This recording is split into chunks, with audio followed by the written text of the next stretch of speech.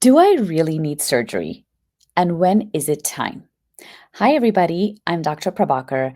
I'm a minimally invasive GYN surgeon, and I am going to discuss this topic today. Now, as a surgeon, I hear this question all the time from patients who come in for consults. I'm going to be talking about three different topics here under this big umbrella of do I need surgery? We're going to be talking about fibroids, endometriosis, and ovarian cysts. Okay, and the considerations for each of these things is a little bit different. So, and can be nuanced. So, we're going to go over that. Now, generally, we don't want to dive into surgery the first time we have a problem, right? So, whether it's fibroids or ovarian cysts, or endometriosis, we've got a lot of medical options now. And every year we get newer medications, more effective ones to try and help with symptoms and help us live a better quality of life. And for many patients this may be enough. So let's start with fibroids, and then we'll go over each of the categories as I mentioned.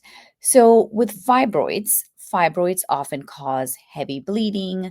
It can cause pain, pressure, bulk symptoms like feeling like, oh, something is pressing on my bladder or my intestines, or maybe a visible pooch because you have got a big fibroid there. So it can cause all sorts of symptoms, including infertility. Fibroids can also prevent you from continuing on in your fertility journey. So, when are medications appropriate and when do you need surgery? Now, for bleeding itself, certainly there are many medications we can use to immediately help the period get lighter, help the bleeding to stop. We've got oral medications, we've got IUDs, we've got injections, we've got many options. So for many people, for many women, that's enough. They don't want anything too invasive. They don't want to go under anesthesia and do surgery. They're just looking for something to make their periods a little bit better because of the fibroids. And the fibroids don't really bother them in any other way.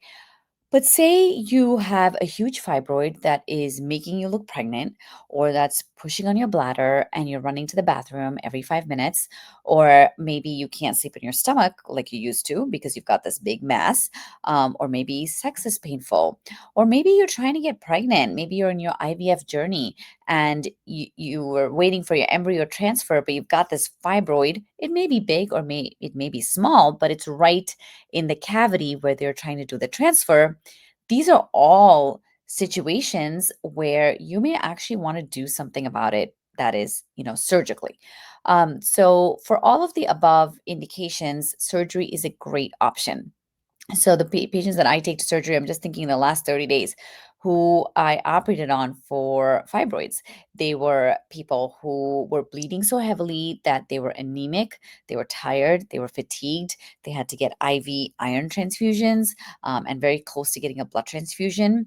I'm thinking of a patient with such a big mass that she looks pregnant, and she's sick of this huge thing sitting in her abdomen. I'm thinking of several patients who we've operated on who are trying to get pregnant and they have multiple fibroids, and several of them are doing IVF and they want a normal cavity before they implant an embryo. So these are the times when you want to pursue surgery for fibroids.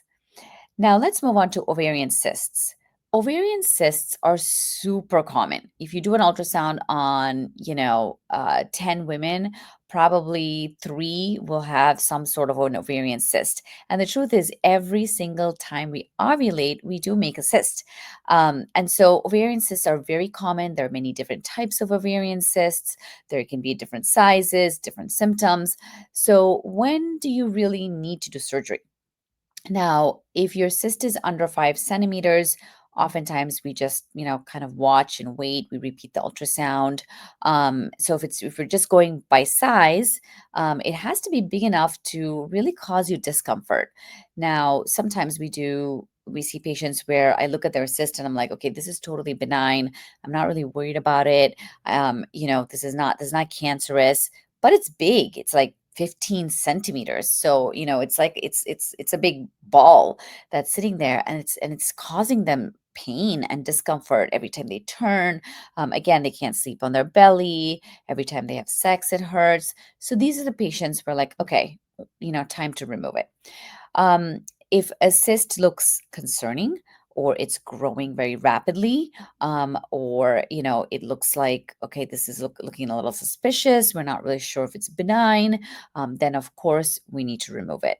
And then again, if it's causing symptoms, so size, if it's causing symptoms, and if it starts to look, a little, if it starts to show suspicious features that we are not sure is benign, these are all reasons to remove it. But not every ovarian cyst needs to be removed. So a lot of times we end up following cysts like, okay, this is 3 centimeters, looks okay. Let's repeat it, in 6 months. Let's repeat it in a year. And sometimes we do further testing, like maybe an MRI, to really get a better picture of what the cyst is really doing. But this is how I want you to think about ovarian cysts, and when do I need to remove it versus when can I just, watch and wait. Okay, the third category is endometriosis, and this one is really missed.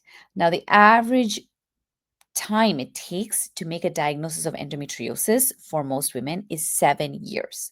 7 years. So people are often dismissed with these symptoms. They are told, oh, just take a pill, you'll be fine. Or, oh, this is just the way it is, kind of live with it. So we've heard all sorts of, things from patients. And so ovarian endometriosis can be tricky to diagnose, and you really need someone who's going to listen to you and do the appropriate testing for this disease. Endometriosis causes heavy periods. It can cause pain, very, very painful periods. It can cause painful ovulation, even sometimes even causing a little nausea during ovulation. It can cause painful sex, painful bowel movements, pelvic pain, cramping, bloating, all of these symptoms.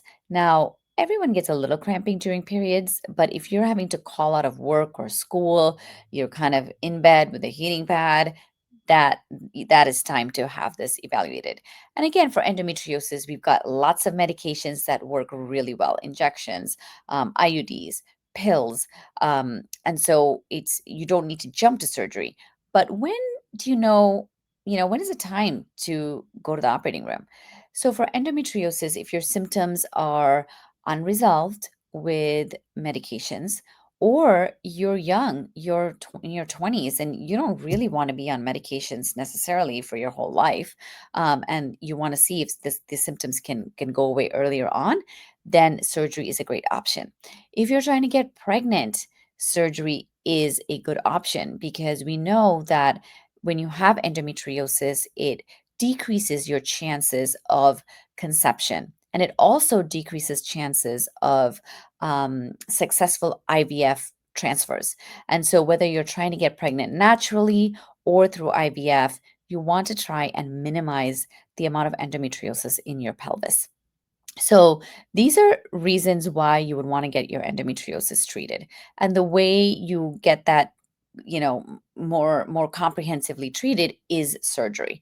We go in, we take a look, and instead of just burning endometriosis, we actually remove it. That is kind of the definitive management for endometriosis. Sometimes it does recur. Patients may need second surgeries or future surgeries, but when your symptoms are so severe, when you're in the younger side, and when you are trying to get pregnant, these are the times when you really want to get that removed. And endometriosis can lead to a terrible quality of life. We see a lot of patients who are just debilitated by endometriosis. And so you want to take this seriously, and you want to get the right care. So hopefully this video has given you some framework of how to think about fibroids, ovarian cysts, and endometriosis, and kind of figure out when can I just do surgery versus, I'm sorry, when can I just do medication versus when do I need to go to the operating room and get surgery. Now, when you consider surgery, you want to make sure that you have the option for a minimally invasive surgery, which means you can get this surgery done, without a big incision. Okay. You can do this robotically, laparoscopically with tiny incisions. In our practice, we do all of these almost exclusively robotically. And so you want to find a surgeon who does this. Ideally, you want to find somebody who has a fellowship in minimally invasive surgery, because that means we've spent extra time really training in the latest techniques to remove these via tiny incisions versus a large cut. And so, if you are, anywhere in California, come and see us. We're happy to do a consult with you.